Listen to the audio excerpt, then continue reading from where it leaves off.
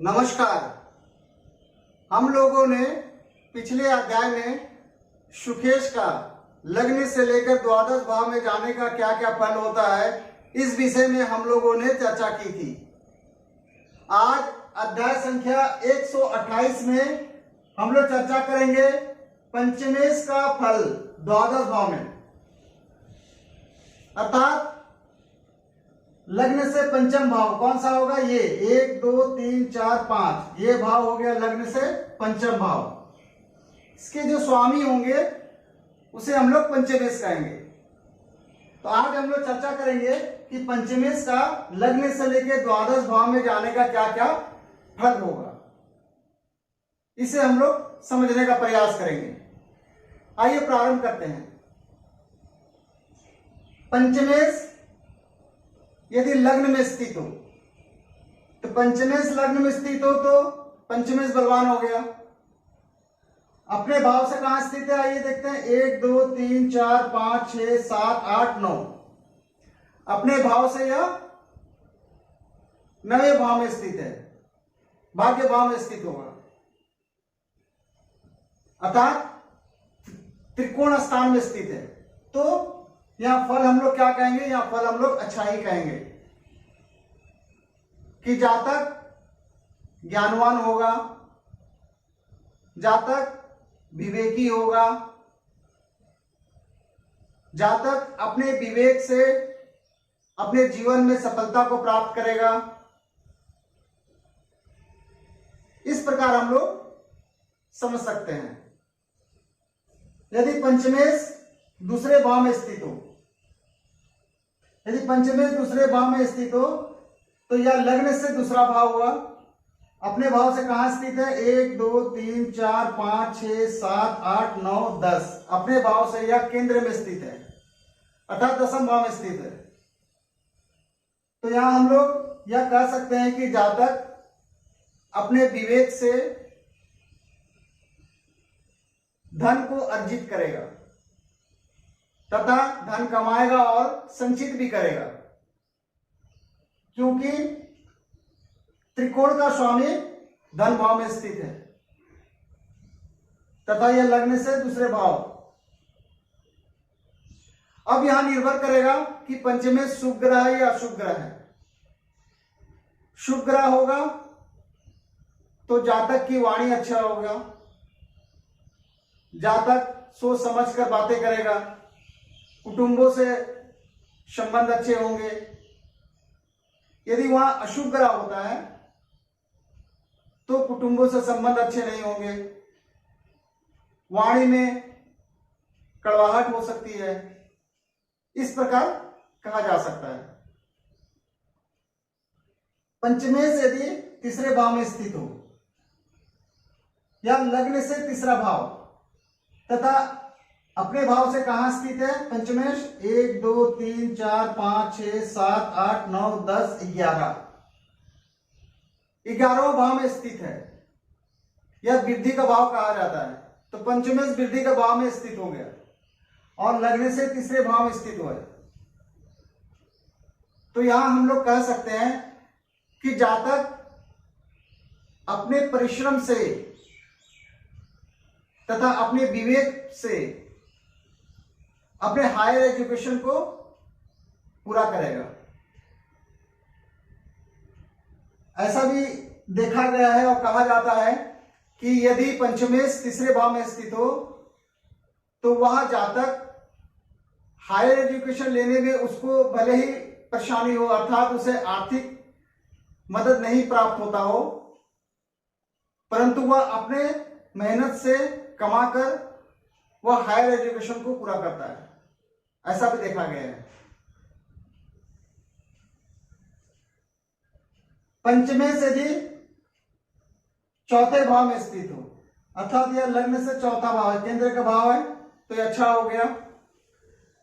परंतु अपने भाव से कहां स्थित है? 1 2 3 4 5 6 7 8 9 10 11 12 परंतु यह अपने भाव से 12वां है। तो अपने भाव से 12वां गया तो अपने भाव के लिए अच्छा फल नहीं करेगा, किंतु यह चतुर्थ भाव में स्थित हो जाए पंचमेश तो क्या होगा? ये त्रिकोण का स्वामी है तो इस भाव का फल अच्छा हो जाएगा। अर्थात हम लोग यहां कह सकते हैं कि जातक का जो एकेडमिक शिक्षा है वह अच्छा होगा, परंतु इसके जो हायर एजुकेशन होंगे उसमें परेशानी आ सकती है, क्योंकि यह अपने से द्वादश चला गया है, यह हम लोग कह सकते हैं। यदि पंचमेश पंचम भाव में स्थित हो, यदि पंचमेश पंचम भाव में स्थित अर्थात यह लग्न से पंचम, यह त्रिकोण का स्थान है, अच्छा हो गया, और लग्नेश अपने ही भाव में स्थित है, क्षमा चाहते हैं, पंचमेश अपने ही भाव में स्थित है, तो पंचमेश बलवान हो गया। तो यहां से सभी बातें हम लोग पॉजिटिव ही कहेंगे। अर्थात क्या कहेंगे, जातक ज्ञानवान होगा, जातक बुद्धिमान होगा, विवेकी होगा, हायर एजुकेशन उसकी अच्छी होगी, संतान अच्छे होंगे, संतान का सुख प्राप्त होगा, पूर्वाजित कर्म, यहां से हम लोग पूर्वाजित कर्म की भी बात करते हैं, पूर्वाजित कर्म अच्छे होंगे। इसके अलावा और भी ग्रह हैं, क्या शुभ ग्रह है या शुभ ग्रह है, उनके अनुसार प्रभाव में परिवर्तन होगा, कम या ज्यादा प्राप्त होगा। पंचमेश यदि छठे भाव में स्थित हो तो यह लग्न से छठा भाव है। छठे भाव में जाना हम लोग अच्छा नहीं कहेंगे, परंतु यह अपने भाव से दूसरा भाव है, तो लग्न से यदि छठे भाव में आएगा तो कह सकते हैं कि जातक को हायर एजुकेशन लेने में संघर्ष या परेशानी का सामना करना पड़ सकता है। एजुकेशन, हायर एजुकेशन तो होंगे, हो सकता है कि उसे विलंब हो या परेशानी के साथ वह हायर एजुकेशन को कंप्लीट करे, ऐसा हम लोग कह सकते हैं। संतान में भी परेशानी हो सकती है, अर्थात विलंब से हो, ऐसा हम लोग कह सकते हैं। पंचमेश यदि सप्तम भाव में स्थित हो, पंचमेश यदि सप्तम भाव में स्थित हो तो यह लग्न से सप्तम भाव है या केंद्र का भाव है, तथा अपने भाव से कहां स्थित है, 1 2 3 तीसरे भाव में स्थित है। तो यहां से हम लोग व्यवसाय की बात करते हैं, तो हम लोग कह सकते हैं कि जातक अपने परिश्रम से, अपने विवेक से व्यवसाय में सफलता प्राप्त करेगा। इस प्रकार हम लोग इसको समझ सकते हैं। पंचमेश यदि 8वें भाव में स्थित हो, पंचमेश यदि 8वें भाव में स्थित हो तो यह लग्न से 8वां भाव है, तो यह अच्छा नहीं है, परंतु अपने भाव से कहा 1 2 3 4, अपने भाव से यह चौथे भाव में स्थित है। 8वें भाव से हम लोग विदेश की भी बात करते हैं, तो ऐसा कह सकते हैं कि जातक हायर एजुकेशन के लिए विदेश जा सकता है। 8वें भाव से हम लोग आध्यात्मिक की बातें करते हैं, तो ऐसा भी कहा जा सकता है कि जातक की रुचि अध्यात्म की ओर हो सकती है। इस प्रकार हम लोग समझ सकते हैं। यदि पंचमेश नवम भाव में स्थित हो, यदि पंचमेश नवम भाव में स्थित या केंद्र या लग्न से नवम भाव, अर्थात यह त्रिकोण का उत्तरोत्तर बली त्रिकोण स्थान है, तथा अपने भाव से कहां स्थित है, 1 2 3 4 5, या पंचम से पंचम भी है, तो यहां से हम लोग पंचम की बात भी करते हैं। तो हम लोग कह सकते हैं कि जातक बुद्धिमान होगा, ज्ञानवान होगा, जातक अपनी समझदारी से, सूझबूझ से कोई भी कार्य को करेगा, जातक अपने जीवन में सफलता प्राप्त करेगा।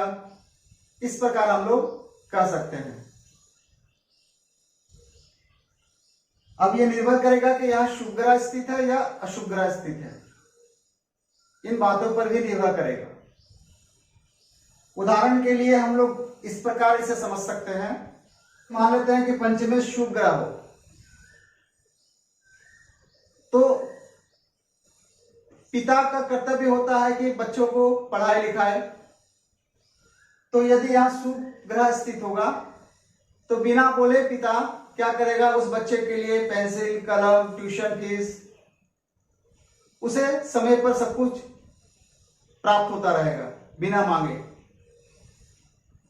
परंतु यहां अशुभ ग्रह बैठ जाए तो उस जातक को भी प्राप्त होगा पेंसिल, पेन, किताब, कॉपी, ट्यूशन फीस, परंतु उसे प्राप्त जब होगा